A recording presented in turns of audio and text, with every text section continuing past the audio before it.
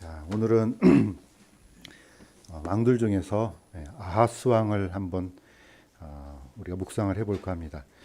아하스 왕을 특별히 선택한 것은 지난주에 이사야를 선택했기 때문에 이 아하스 왕하고 이사야는 아주 중요한 사건을 통해서 우리한테 이제 던져주고 있어서 한번 쫓아가 보도록 하겠습니다.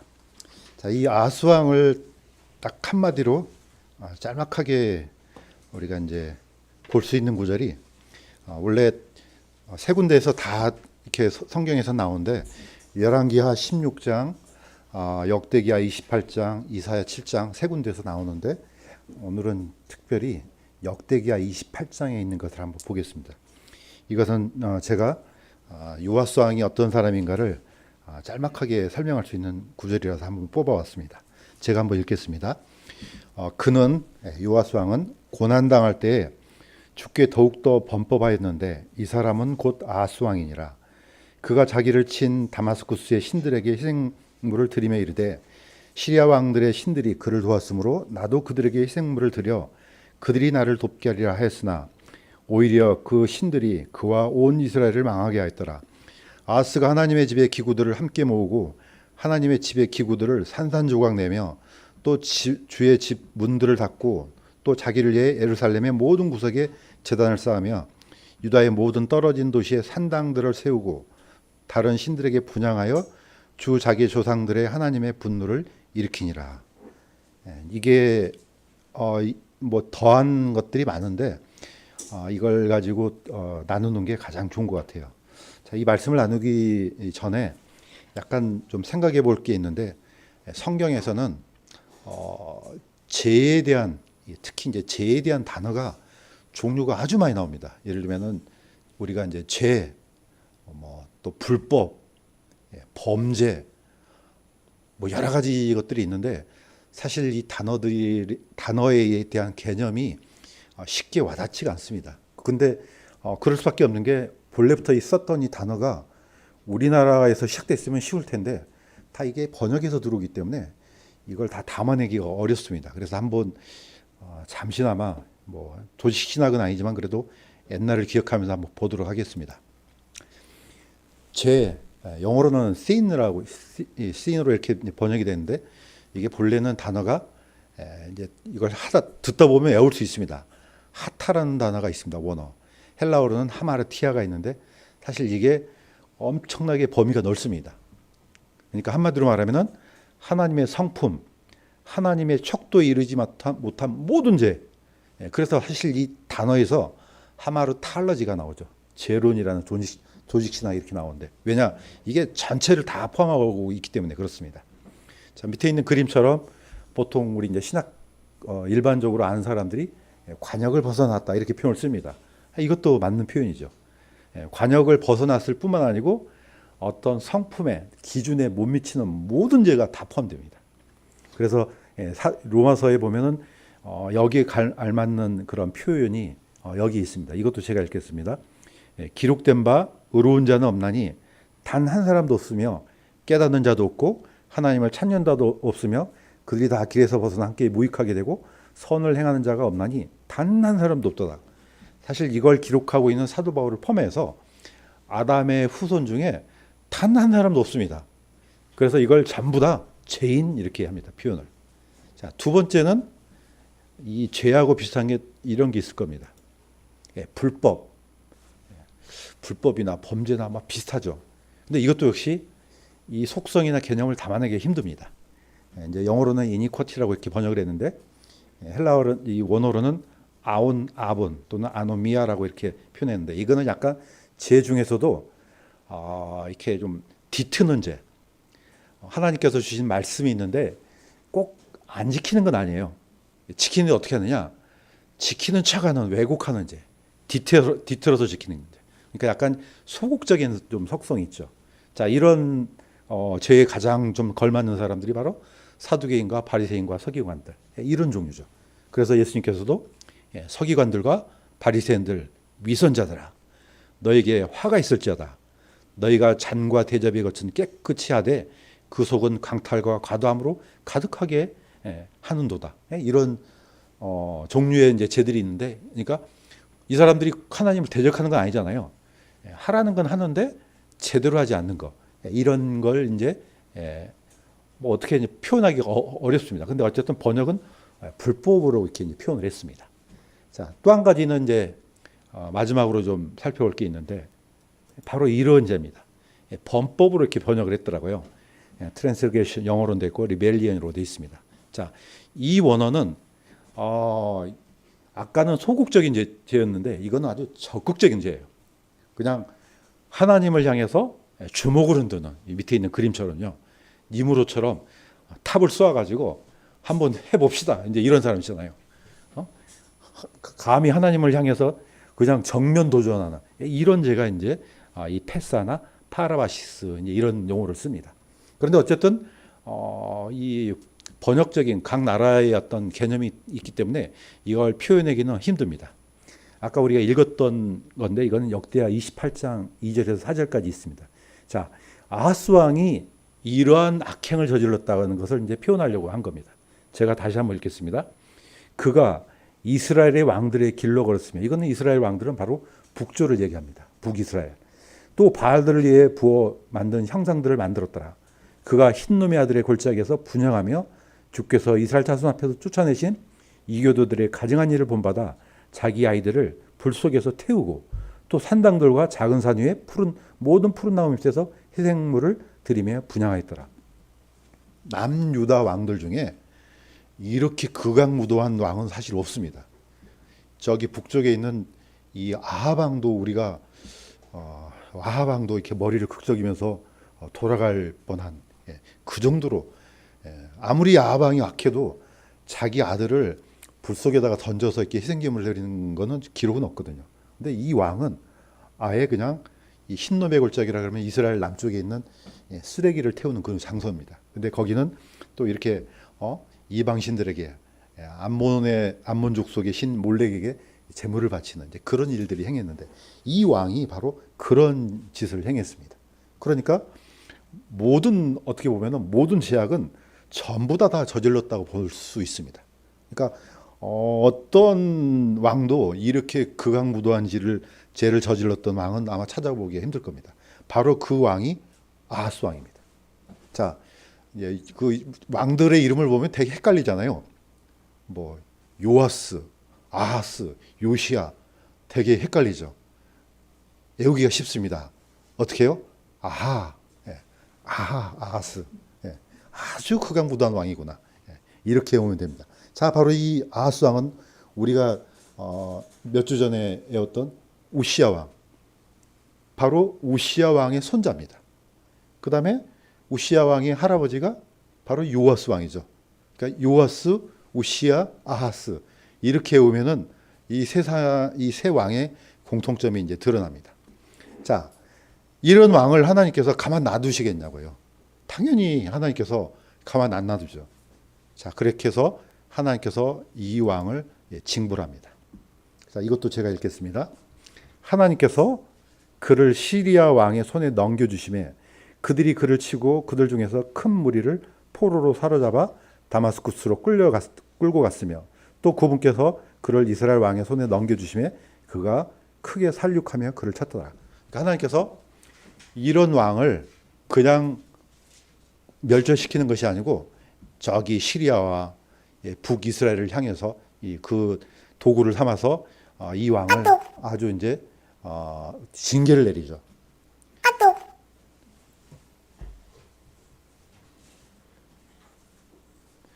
자, 무슨 소리인지 모르겠지만 아무튼 뭔가를 지금 제가 잘못 눌렀나 봐요. 자, 이 왕에 대해서 하나님께서 이렇게 그 이유가 있습니다. 이는 이스라엘 왕 아하스가 유다로 하여금 벌거벗게 하고 또 주께 크게 범법하였으므로 주께서 그로 인하여 유다를 낮추셨기 때문이더라. 그러니까 어떻게 보면은 하나님께서 이게 이제 징계긴 한데 일종의 한 번의 기회를 주는 거죠. 아주 악한 왕이지만은 적어도 그 마음을 돌이키게 하려고 주변의 나라를 통해서 하나님께서 그 마음을 낮추시게 했습니다. 이거는 놀라운 사실 은혜기도 합니다. 밑에 있는 그림은 이게 느부갓네살 왕을 표현한 그림입니다. 느부갓네살 왕이 나중에는 세계를 거기 메소포타미아 지역을 다 제패를 한 다음에 이 왕궁 꼭대기에서 보니까 야 엄청나거든요. 야 이 모든 일을 내가 한 게 아니냐. 어떻게 해 사람이 자기도 모르게 이 엄청난 이 이룬 업적에 대해서 교만이 쌓이잖아요. 하나님께서 어떻게 합니까? 이 느부갓네살 왕을 7년 동안 아예 이성을 뺏어버리죠. 그러니까 이 위대한 왕이 어떻습니까? 나중에 거의 짐승처럼 7년 동안 풀도 뜯어먹고 나무도 벗겨먹고 완전히 짐승하고 똑같이 살아요. 나중에는 하나님께서 이제 충분히 때가 되니까 다시 이성을 돌려보내죠. 그러니까 이때 느부갓네살 왕이 드디어 하나님을 찬양하잖아요. 그러니까 어떻게 보면 이 왕은 우리가 나중에 하늘나라에 가면 만나볼 수 있는 왕이에요. 아하스 왕은 어떤지 모르겠어요. 아무튼 자 이렇게 하나님께서 아무리 악한 왕도 자기의 마음을 낮추고 하나님 앞에 하나님을 찬양하고 자신의 죄를 잘못을 용서하면은 구하면은 하나님은 언제든지 긍휼을 베풀어 주십니다. 그런데 문제는 이 왕이 그렇지 않다는 게 문제입니다. 사실 우리가 아하스 왕을 지금 보고 있지만은 이 내면은요 다 우리도 그런 마음이 다 있습니다. 아하스 왕 같은 자, 이 사람이 어떤 짓을 했는지 한번 보도록 하겠습니다. 아하스 왕이 아주 분노했습니다. 원래 우리 아이들도 보면은 부모들이 어떤 잘못을 저지르면 때리잖아요. 근데 어떤 아이들은 잘못했다 하잖아요. 어떤 극악무도한 아이들은 어떻습니까? 덤벼들잖아요. 덤벼듭니다. 이 아하스 왕이. 자, 아까 우리가 읽었던 그대로입니다. 그는 고난 당할 때 주께 더욱 범법하였는데 이 사람은 곧 아하스 왕이니라. 표현을 그렇게 합니다. 고난 당할 때 내가 맞으면은 내가 왜 맞지? 자신을 돌아봐야 되는데 이게 막 분개합니다. 감히 나를 때려 그러면서 이 사람은 그래서 아주 적극적으로 하나님 앞에 대적하는 그런 왕으로 남습니다. 심지어는 어떻게 합니까? 그가 자기를 친 다마스쿠스의 신들에게 희생물을 드리며 나중에는 이제 아시리아 왕한테 도움을 구했는데 그 아시리아 왕이 대신 북이스라엘과 이 아람을 이제 물리쳐 주거든요. 그러니까 오히려 그 왕을 만나서 그 왕이 섬기는 신을 어디로 데리고 옵니까? 그대로 이 예루살렘으로 가져옵니다. 자, 그러면서 하는 얘기가 시리아 왕들의 신들이 그를 도왔으므로 나도 그들에게 희생물을 드려 그들이 나를 돕게 하리라. 이제 밑에 있는 그림이 아시리아의 신들의 모습이죠. 성경에는 이것을 이제 니스록이라 하는데 이 머리는 이제 새고 날개가 달렸고 몸은 사람 이렇게 마치 그리스 신화에 나올 법한 이제 그런 신들을 아시리아 사람들이 섬겼던 것 같아요. 바로 이런 신들을 어디로 데리고 옵니까? 그대로 예루살렘으로 데리고 옵니다. 예루살렘 성전에서 제단을 만들어 가지고 이렇게 이제 하나님이 아니고 그 안에서 이 신들한테 이제 제물을 드리고 바로 이 사람이 바로 아하스 왕입니다. 자, 어떻습니까? 이 사람이 뭔가 하나님께서 물론 모든 사람들이 그 안에 죄의 본성이 있기 때문에 죄를 저지를 수는 있습니다. 그런데 그것을 하나님께서 돌이킬 수 있는 기회를 주는데 이 사람은 돌이키는 것이 아니고 오히려 더 그냥 정반대로 행하죠. 우리 보통 자동차에 보면은 악셀레이터가 있으면 브레이크가 있잖아요.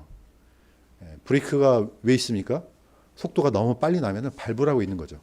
그런데 이 속도를 좋아하는 사람은 어떻습니까? 브레이크를 아예 없애버리고 악셀레이터만 밟습니다. 나중에는 뻔합니다. 어떻게 될지. 사고가 당연히 나겠죠. 자, 이 사람을 보면은 이렇게 아주 여러 가지로 이 흠결이 많습니다. 뭐냐? 과거를 기억하지 못합니다. 이게 가장 큰 문제입니다. 역대하 20장에 보면은 거기는 여호사밧 왕이 나옵니다. 우리가 전체를 다 기억은 못하지만은 우리가 반드시 기억해야 될 왕이 몇몇 있습니다. 그 중에 한 사람이 바로 여호사밧 왕입니다. 자, 이 여호사밧 왕은 나중에 모압 족속과 암몬 족속과 에돔 족속이 다 연합해서 이 유다를 침공하니까 어떻게 해요? 막아낼 방법이 없잖아요. 그러니까 하나님께 간청합니다. 하나님의 눈만 바라봅니다. 제발 도와주십시오 하니까 어떻게 해요? 하나님께서 응답하시죠. 이 큰 무리로 인하여 두려워하거나 놀라지 말라. 그 전쟁은 너에게 속한 것이 아니요 하나님께 속한 것이니라. 오 유다와 예루살렘아, 두려워하거나 놀라지 말고 내일 그들을 마주보고 나가라. 주가 너희와 함께하리라. 주가 너희와 함께하리라. 이게 바로 한마디로 말하면은 뭡니까? 이게 바로 임마누엘입니다. 이 단어가 이렇게 나옵니다. 주께서 우리와 함께 하신다. 함께 하겠다. 함께 하시니까 그 어떤 군대가 물리칠 수가 있겠습니까? 자, 자기의 할아버지 우시야 왕도 물론 마지막 결말은 나빴지만은 왕성하게 어떤 부국 강병을 이루고 했을 때는 하나님께서 도와주셨어요. 자, 어떻게 도와주었느냐? 주를 구할 동안에는 하나님께서 그를 형통하게 하셨더라. 우시야 왕도 하나님께 의지하고 하나님의 도움을 구할 때는 하나님께서 도와주셨어요. 자, 할아버지의 역사를 보니까 하나님께 의지하고 하나님께 도움을 구하니까 하나님께서 도와주셨구나. 이걸 벌써 다 잊어먹었습니다. 이런 사람이 바로 아하스 왕입니다. 과거도 기억 못하죠. 하나님께서 돌이킬 수 있는 기회를 줬는데 이것도 걷어차버리죠. 더 기가 막힌 일이 있습니다. 보겠습니다. 이제는 세상신을 의지한 아하스 왕, 아예 그냥 대놓고 아시리아 왕의 그 신들을 섬깁니다. 그러면서 하는 말이 아까 우리가 읽었던 그대로입니다. 시리아 왕들의 신들이 그를 도왔으므로 나도 그들에게 희생물을 드려 그들이 나를 돕게 하리라. 야, 어떻게 이런 왕이 있는지. 저는 가끔 가다가 지금 이제 왕들을 살펴보면은, 야, 지금 이 시대는 하나님께서 직접 대언자를 통해서 또 기적을 베풀어주고 이런 시대인데도 불구하고 어떻게 이런 마음을 품을 수가 있을까? 이게 좀 이해가 안 됐습니다. 그런데 그런 왕이 있습니다. 자, 이 아하스 왕은 하나님의 집의 기구들을 산산조각 내며 주의 집의 문들을 닫고 또 자기를 위해 예루살렘의 모든 구석에 제단을 쌓으며 아예 그냥 악한 짓만 골라서 합니다. 이거는 뭐 거의 실상한 거죠. 아니, 하나님의 성전에 들어가가지고 그냥 기물을 다 부셔버립니다. 이거는 세상 말로 말하면 이건 죽으려고 환장한 거죠. 이거는 거의. 이런 사람이 어디가 있습니까? 그런데 있습니다. 아하스 왕입니다. 절대로 안 잊어먹겠죠. 아하스 왕. 자, 그 옛날 아하스 왕의 결말을 짤막하게 이렇게 기록했습니다. 아하스가 자기 조상들과 함께 잠드니 그들이 그를 도시에 곧 예루살렘에 묻었으나 이스라엘 왕들의 돌무덤에 들여놓지 아니하여라. 이렇게 이제 평가를 합니다.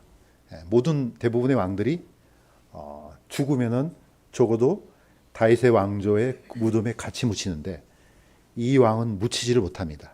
이 표현은 뭐냐? 아주 평판이 안 좋고 결말이 안 좋다는 뜻입니다. 다시 한번 우리가 아까 얘기했던 것처럼 요아스 왕, 우시야 왕, 아하스 왕의 공통점이 있습니다. 다윗 왕조의 무덤에 묻히지 못합니다. 이 세 왕은 다시 한번 기억할 필요가 있습니다. 요아스 왕은 어떤 짓을 저질렀습니까? 하나님의 대언자 요야다의 아들을 어디서 죽입니까? 성전 안에서 죽입니다. 성전은 하나님의 가장 거룩한 곳이고 하나님의 영광이 충만한 쉐키나 글로리가 이루어지는 그 장소입니다. 그런데 여기 안에서 이런 살인을 저질러요. 우시야 왕은 어떤 왕입니까? 처음에는 잘했죠.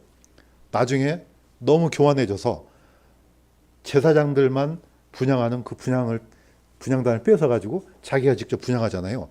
이것도 역시 하나님께서는 용납할 수 없는 죄죠. 역시 우시야 왕도 열조의 무덤에 묻히지 못합니다. 이 아하스 왕은 당연하죠.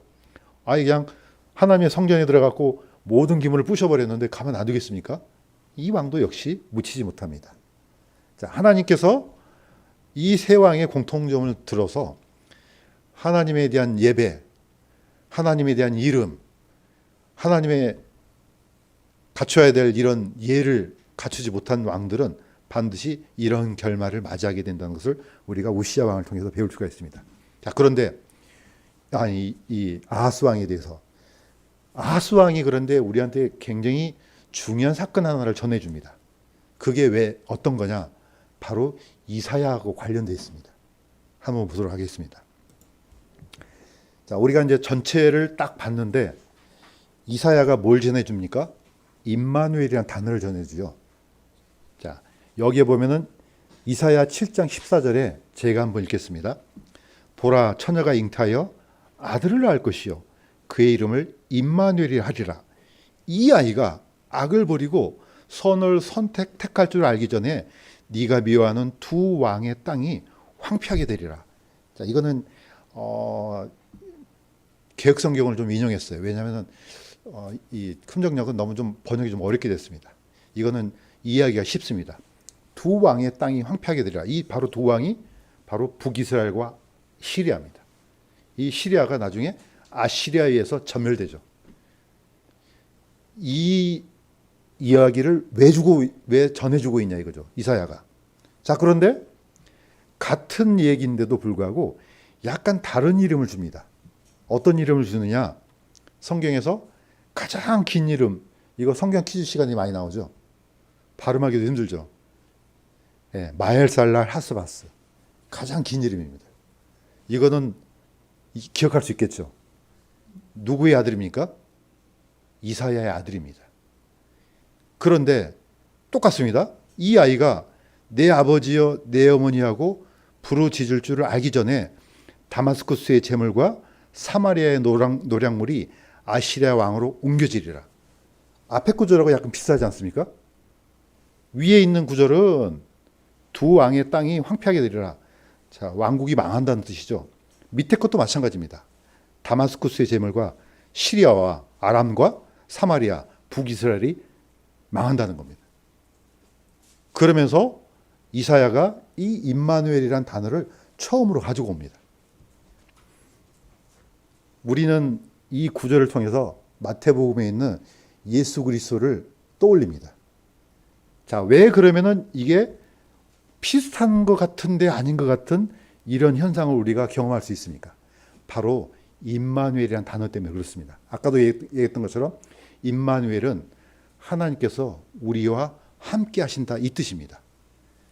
왜 이 아이의 이름을 임마누엘로 짓고 그 본래 이름이 마살렐 하스바스라고 지었냐 이거죠.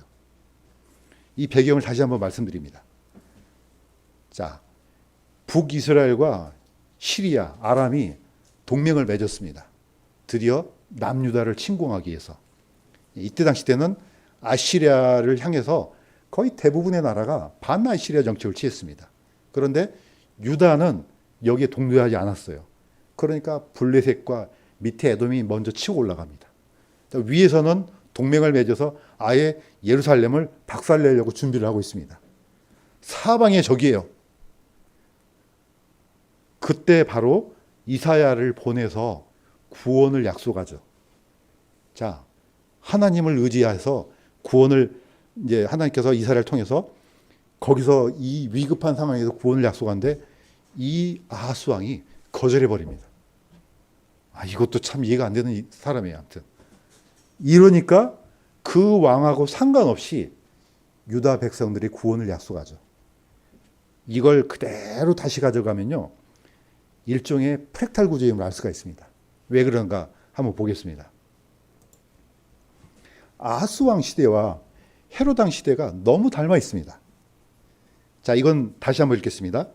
보라, 처녀가 잉타하여 아들을 낳을 것이요 그의 이름을 임마누엘이라 하리라. 이 아이가 악을 버리며 선을 택할 줄 알기 전에, 다시 말해서 걸음마를 걷기 전에, 한 2살이면 걸음마를 걷나요? 좀 빠른 애로 그러겠네. 그러니까 2살, 3살도 되기도 전에 바로 북이스라엘과 시리아가 멸망할 것이다, 이런 뜻입니다. 자, 그러면서 마태는 이 이사야에 있는 기록을 그대로 가져옵니다. 이제 이 모든 일이 일어나는 것은 주에 관하여 대언자를 통해 말씀하신 것을 성취하려 하심이라. 이르시되 보라, 처녀가 아이를 베어 아들을 낳을 것이요 그들이 그의 이름을 임마누엘이라 하리라 하셨으니 이것을 번역하면 우리와 함께 계시는 하나님이란 뜻이라. 이게 왜 놀라운 하나님의 구원의 소식이냐면요, 사실 이것 때문에 그렇습니다.